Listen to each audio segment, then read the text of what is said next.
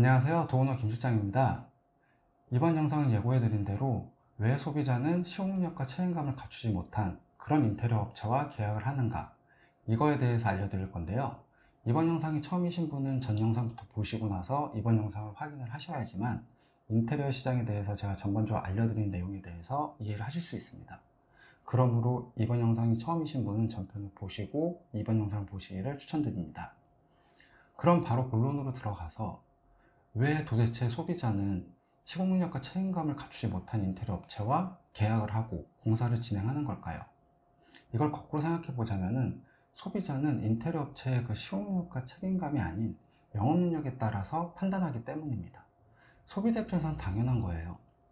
이 시공능력을 알기 위해서는 그 인테리어 업체를 경험해 보는 게 유일한 방법인데, 전문적으로 임대업을 한다거나 아니면 프랜차이즈 사업을 하지 않는 이상 이런 걸 확인할 수가 없어요. 그렇기 때문에 처음으로 경험한 인테리어 업체와 공사를 하는 것이 아마 소비자분들의 대부분의 상황일 겁니다.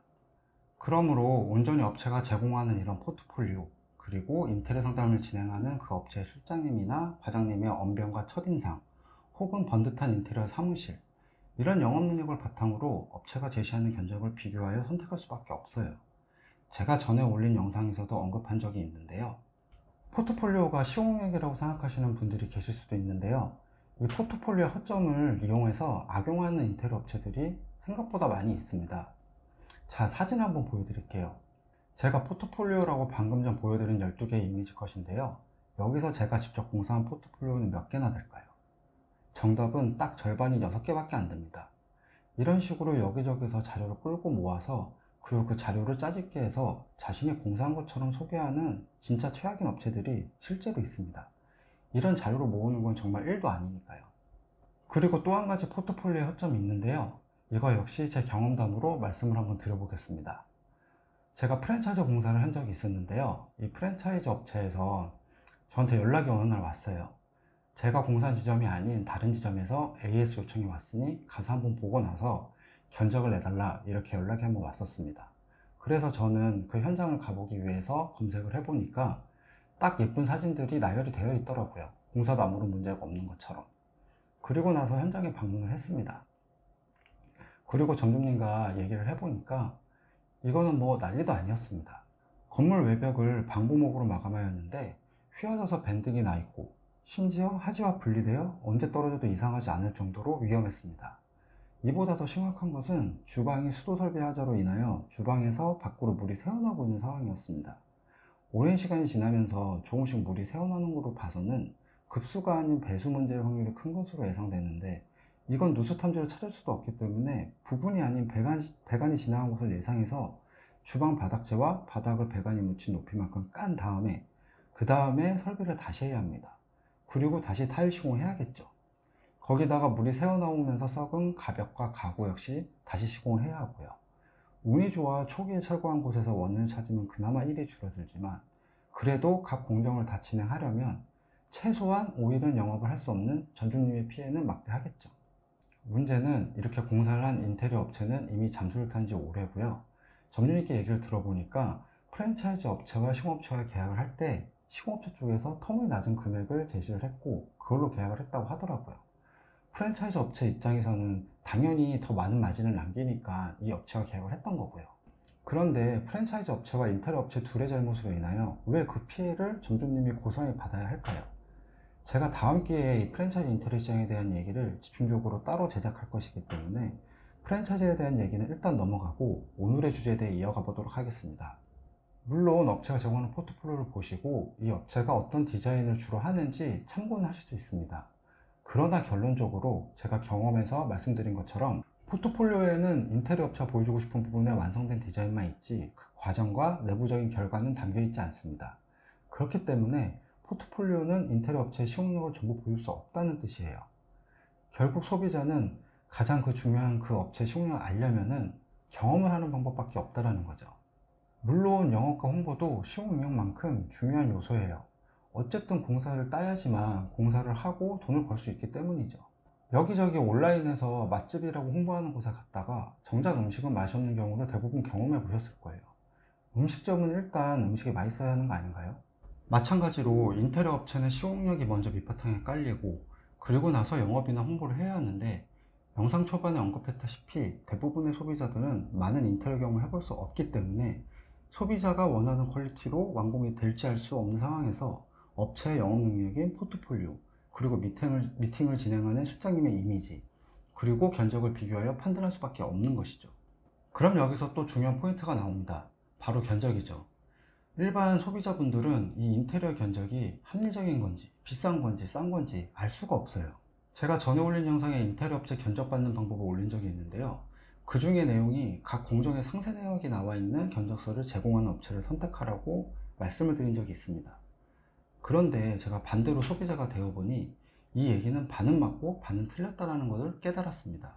제가 얼마 전에 이사를 했는데요, 세 군데 이사업체한테 견적을 받았습니다. 그런데 이 견적서를 보는데 이게 많이 들어간 품인지 아니면 적게 들어간 품인지 알 수가 없겠더라고요. 그런데 인테리어는 10가지가 넘는 공정이 들어가는데 거기서 무슨 품이 많이 들어갔고 적게 들어갔고 자재가 비싸고 싸고 이거를 어떻게 확인하실 수 있겠어요? 제가 필름을 예로 한번 말씀을 드려볼게요.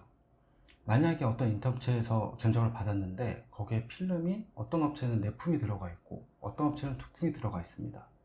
그럴 경우에 소비자는 당연히 4품보다 2품 들어간 인테리어 업체가 싸고 잘하고 똑같은 퀄리티를 낼 거라고 생각을 해요. 그런데 여기에 함정이 있습니다. 기본적으로 샤시에 필름을 시공할 때는 실리콘을 모두 제거하고 시공을 해야 돼요. 그리고 다시 실리콘을 마감을 해야 깔끔하게 나옵니다. 그 이유는 필름을 결국 붙이고 나서 직선으로 칼질을 하고 마무리를 하는데요, 실리콘이란 마감재 자체가 완전한 직선으로 쏠 수 없기 때문이죠. 소비자가 디테일한 마감을 신경을 안 쓴다면 상관이 없는데, 이거에 대해서 꼼꼼하게 보시는 분들이라면 아마 시공업체한테 수정 요구를 하겠죠. 그랬을 때 인테리어 업체는 이렇게 얘기를 할 겁니다. 우리의 견적에는 필름 시공만 들어가 있지 실리콘을 제거하고 재시공하는 비용은 들어가 있지 않다. 그러므로 이렇게 추가적인 공정을 하고 싶으면 비용을 더 지불해라. 이렇게 얘기를 할 거예요. 지금 이 실리콘 공사를 예를 든 거는 정말 많은 공정 중에서 그나마 좀 간단한 공정을 말씀을 드린 거예요. 다른 그 많은 공정들에는 이런 디테일들이 너무나 많이 숨어 있습니다. 소비자분들이 이런 부분까지 각 공정마다 체크하며 견적서를 검토할 수가 없어요. 그렇기 때문에 소비자는 무의식적으로 같은 퀄리티로 공사가 된다고 생각하고 견적 비교를 할 수밖에 없는 것이죠. 그렇다면 무조건 비싼 업체를 선택하는 게 답일까요? 이거 역시 제가 얼마 전에 겪었던 경험담으로 말씀 한번 드려볼게요. 이 현장은 제가 아시는 형님이 맡았던 현장인데 2층짜리 전원주택이었고요. 전에 공사했던 업체에서 다 하자를 내고 잠수를 탄 상황이었습니다. 그렇기 때문에 최소한의 비용으로 최소한의 공정으로 공사를 해야 되는 상황이었어요. 가서 직접 보니까 타일, 도배, 목공, 금속 대부분의 공정에서 다 하자가 일어났던 겁니다. 목공사 중 중요한 포인트 중 하나는 각 마감재가 예쁘게 마감될 수 있도록 이런 식으로 지리를 빼는 것이 기본인데, 이런 부분을 제대로 설계하지 않아서 마감이 안 나온 것도 많았고요.